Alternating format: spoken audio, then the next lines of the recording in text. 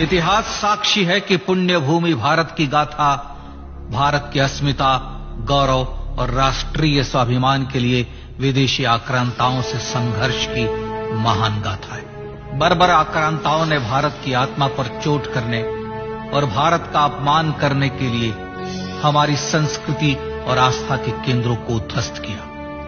सोमनाथ, काशी, मथुरा और अयोध्या के मंदिरों का तोड़ा जाना आज भी भारत की स्मृतियों में जीवित है।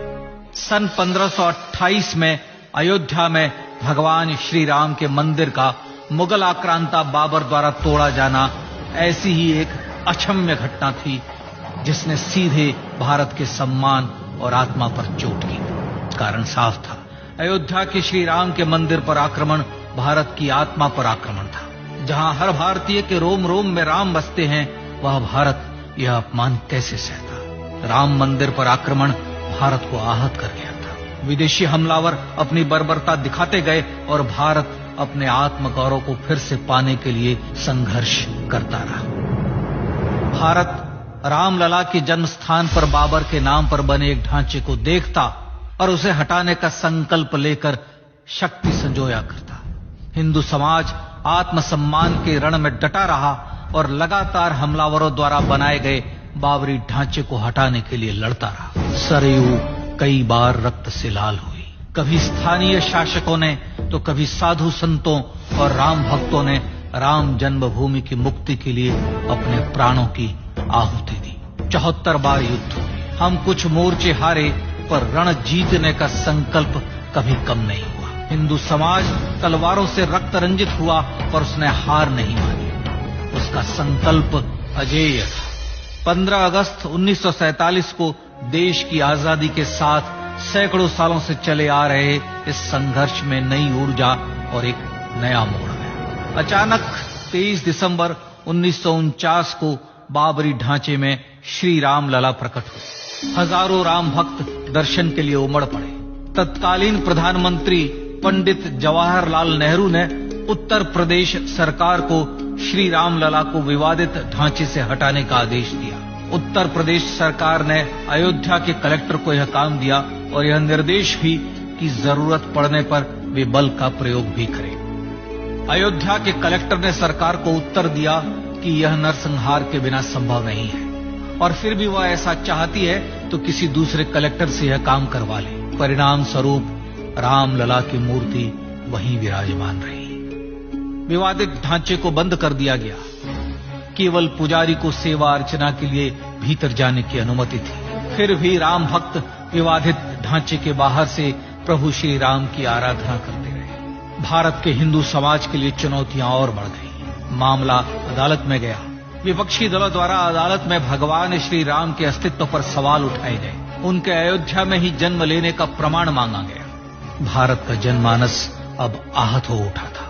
आजाद भारत में भी हिंदू समाज को अपनी आस्था और श्रद्धा के लिए संघर्ष करना पड़ रहा था। चुनौतियों के इस समय में सन 1984 में विज्ञान भवन दिल्ली में विश्व हिंदू परिषद ने धर्म संसद का आयोजन किया। इस संसद में देश भर के संतों ने राम जन्मभूमि की मुक्ति के लिए आह्वान किया और राम जन्मभूमि मुक्ति यज्ञ समिति का गठन किया।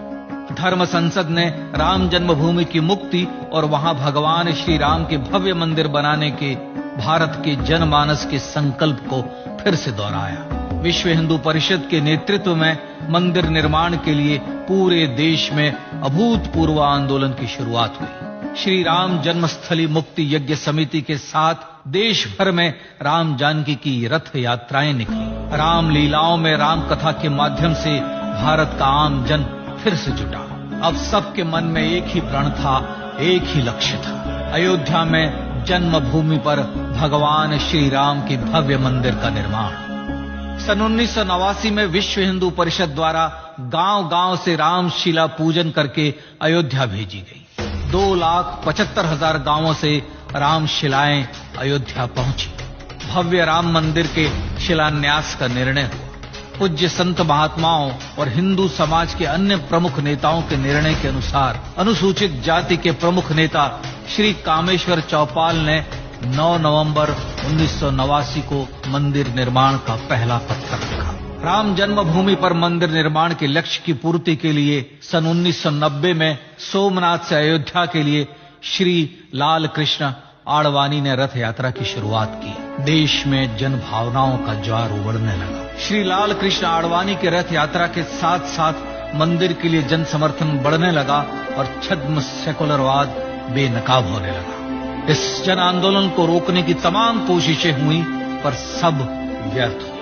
विश्व हिंदू परिषद ने देशवासियों से अयोध्या में जन्मभूमि पर मंदिर निर्माण के लिए 30 अक्टूबर और 1 नवंबर 1990 को कार सेवा का आह्वान किया। परिणाम स्वरूप लाखों राम भक्त कार सेवा के लिए देश के कोने कोने से अयोध्या आए।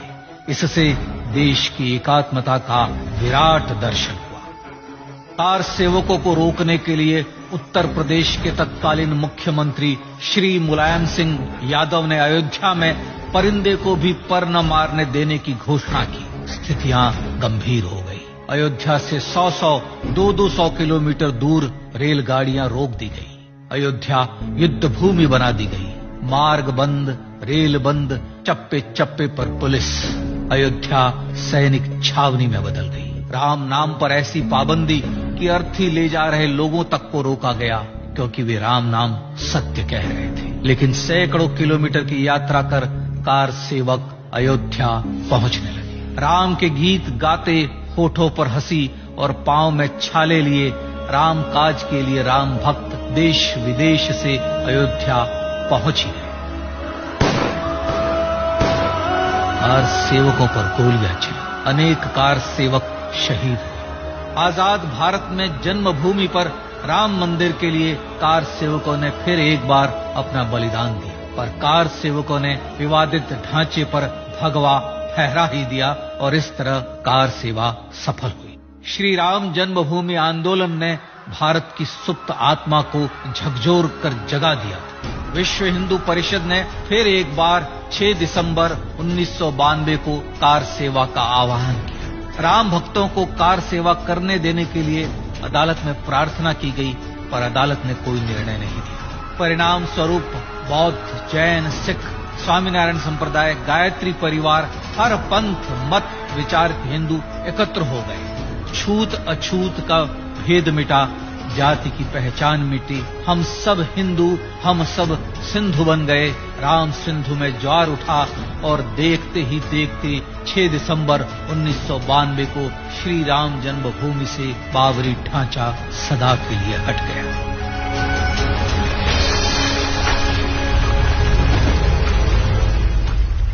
यह क्षण शौर्य, न्याय और सत्यमेव जयते का क्षण था। यतो धर्मस्ततो जय का क्षण था। पर संघर्ष की गाथा यहां जाकर भी नहीं रुकी। छद्म सेकुलरवादियों द्वारा भारत और भगवान श्री राम के इतिहास को झुठलाने के लिए अदालतों में चुनौतियों का सिलसिला चलता रहा, जो 1950 से चल रहा था। हिंदू सिखों के बीच से गुजरते हुए भगवान श्री राम का दर्शन करने के लिए विवश थे। यह स्थिति थी आजाद भारत में श्री राम और राम भक्तों की। पर सत्य को तो जीतना ही था।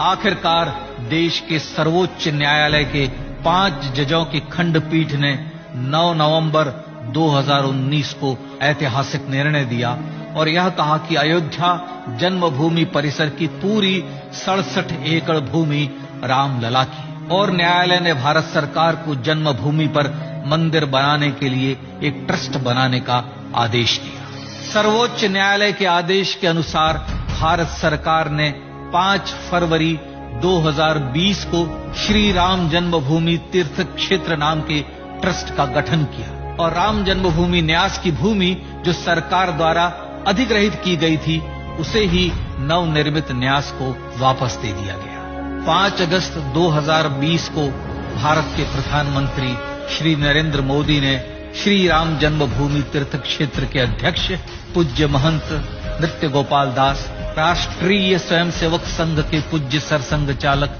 डॉक्टर मोहन भागवत एवं उत्तर प्रदेश के मुख्यमंत्री श्री योगी आदित्यनाथ की उपस्थिति में श्री राम जन्मभूमि पर भगवान श्री राम के भव्य मंदिर के लिए भूमि पूजन कर निर्माण कार्य का शुभारंभ किया। इस तरह लगभग 500 वर्षों से राम जन्मभूमि की मुक्ति के संघर्ष का पटाक्षेप हुआ। अपने आत्मसम्मान और राष्ट्रीय अस्मिता के लिए इतना लंबा संघर्ष विश्व के इतिहास में बेजोड़ है। श्री राम भारत की आत्मा, भारत की परिभाषा, हमारे राष्ट्रीय आदर्शों और जीवन मूल्यों के प्रतिनिधि मर्यादा पुरुषोत्तम हैं, जो हर हिंदू के होठों पर जन्म से मृत्यु तक रहे, बस यही हर हृदय में प्रार्थना होती है। राम भारतीय राष्ट्रीय स्वाभिमान और आसेतु हिमालय से समुद्र पर्यंत तक जन जन को एकात्मता के बंधन में बांधने वाले रक्षा सूत्र है। अयोध्या स्थित श्री राम जन्मभूमि पर बाबर का हमला वास्तव में भारत के स्वाभिमान और राष्ट्रीयता पर हमला था। प्रधानमंत्री श्री नरेंद्र मोदी द्वारा श्री राम जन्मभूमि पर राम मंदिर का पुनः निर्माण न केवल बाबरी मानसिकता का पराभव है, बल्कि संपन्न, सुखी, सुसंस्कृत, सर्वशक्ति संपन्न स्वराष्ट्र का सूर्योदय भी है। यह उस राम राज्य की दिशा में वह कदम है जिसकी अभिलाषा राजेंद्र चोल, कृष्णदेव राय, छत्रपति शिवाजी महाराज से लेकर महात्मा गांधी तक ने की थी। अयोध्या में जन्मभूमि पर भगवान श्री राम का मंदिर न सिर्फ राष्ट्रीय गौरव होगा, बल्कि वह श्री राम के आदर्शों का राष्ट्र मंदिर होगा। अब वह महान संकल्प पूरा होने जा रहा है। आइए इस राम यज्ञ, राष्ट्र यज्ञ में जिन ज्ञात और अज्ञात भारतीयों ने अपनी आत्माहुति दी है, उनका पुण्य स्मरण कर उन्हें श्रद्धांजलि दी।